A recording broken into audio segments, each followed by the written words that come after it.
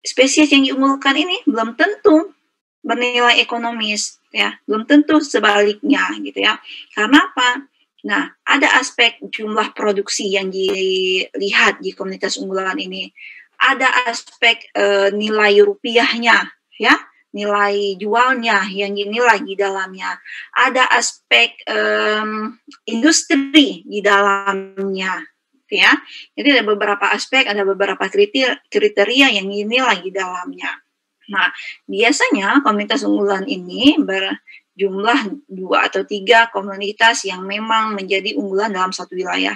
Nah, kalau saya katakan ya, di wilayah Aceh, di daerah Takengon. Nah, komunitas unggulan di Takengon itu apa ya?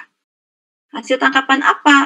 Si spesies apa yang paling banyak ataupun yang menjadi unggulan yang selalu diminati, yang selalu dicari oleh masyarakat di luar Aceh Tengah atau Takengon, ataupun akademisi yang melakukan riset-riset di Danau Laut Tawar.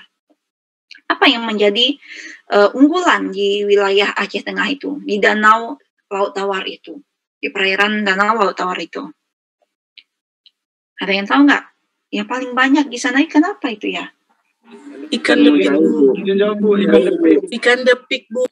Ya, ikan depik, sehingga ada di bawah asuhan FKP ya, Fakultas Kelautan Perikanan, kita ada jurnal yang namanya Jurnal Depik, ya, Jurnal Depik. Nah, itu ikan depik itu.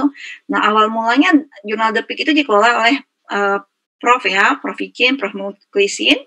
Nah, beliau itu bidang keahliannya memang ichtiologi, penelitian beliau itu memang tentang eels, tentang ikan depik, tentang belut gitu ya, tentang apa lagi, ikan apa lagi di sana ya. Nah, ikan depik itulah yang paling umum gitu ya, yang paling dominan gitu ya di Danau Laut Tawar, di Aceh Tengah gitu. Nah, apakah benar ikan depik itu bisa jadi unggulan? Atau sebenarnya ada aspek lainnya yang dinilai sehingga ada seperti lobster air tawar ya? Pernah tahu ya kalau di Danau Laut Tawar itu termasuk salah satu penyumbang lobster air tawar di Aceh? Tahu ya? Tahu, Bu. Nah, lobster air tawar itu, atau jangan-jangan si ikan depik ini di masa sekarang ini telah digantikan oleh spesies lainnya. Nah, sehingga perlu apa? Kita itu sebagai akademisi melakukan kajian-kajian, melakukan riset untuk melihat apa sih ikan yang bisa diunggulkan sehingga menjadi nilai jual suatu wilayah tersebut, itu suatu wilayah perairan, gitu ya. Apa yang bisa dibanggakan, yang bisa diunggulkan dari spesies apa yang diunggulkan dari suatu wilayah, gitu ya. Selain menambah pendapatan daerah, itu juga dalam pengembangan perekonomian masyarakat sekitar. Ya, itulah sehingga perlu kita melakukan riset tentang komunitas unggulan.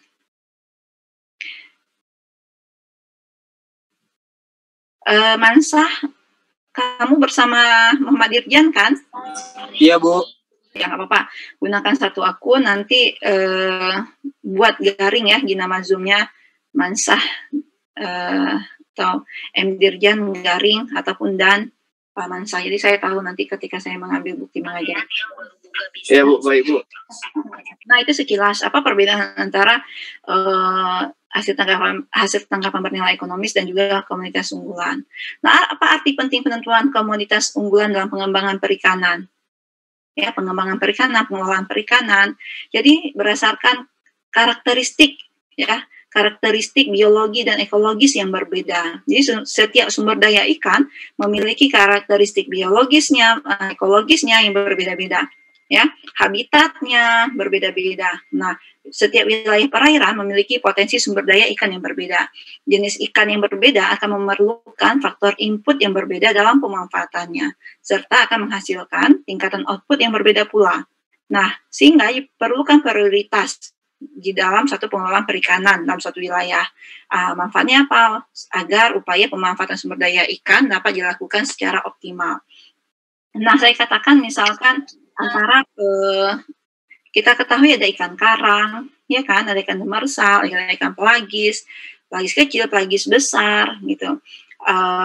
Ada lobster, ada apa lainnya ya yang diunggulkan gitu ya. Udang-udangan ya, krustasea gitu ya. Ada lamun, ada rumput laut gitu. Apakah di setiap wilayah perairan di Aceh itu ada budidaya apa namanya? Lamun, ada budidaya rumput laut, ada nggak di Aceh, di setiap wilayah? Misalkan saya katakan di perairan utara Aceh, di perairan timur Aceh, di perairan selatan Aceh, ada nggak yang memang satu spesies itu ada di semua wilayah perairan? Ada nggak? Ada ya, ada yang ada. Misalkan kayak jenis spesies ikan tongkol, ikan cakalang itu ya seluruh wilayah perairan ada ya.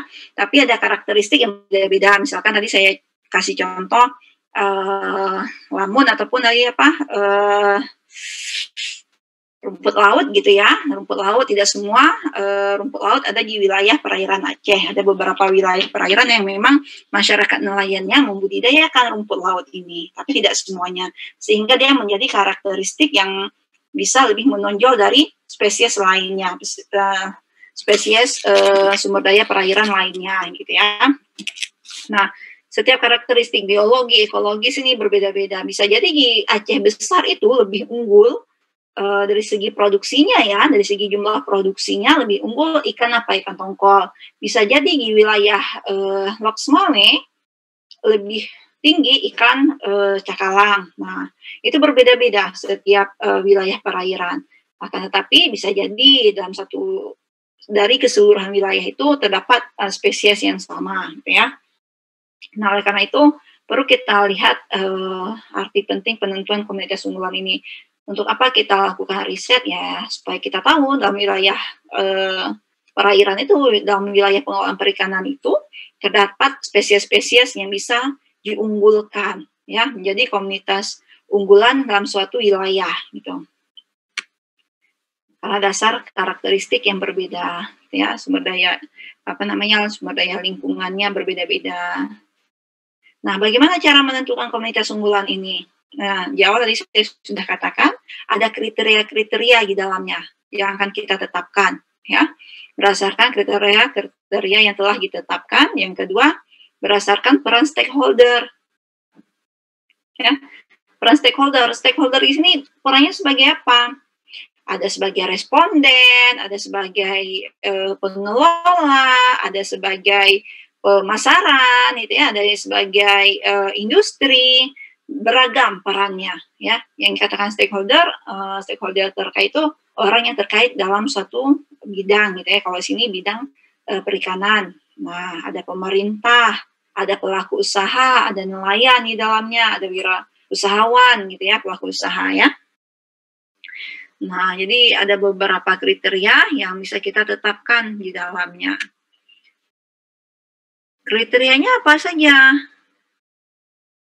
Kriteria apa saja yang dapat kita gunakan dalam penentuan komunitas unggulan ini? Coba Dery Firmansyah. Tadi saya sudah jelaskan sekilas. Dery, kira-kira apa saja kriteria yang bisa kita tetapkan dalam komunitas unggulan ini?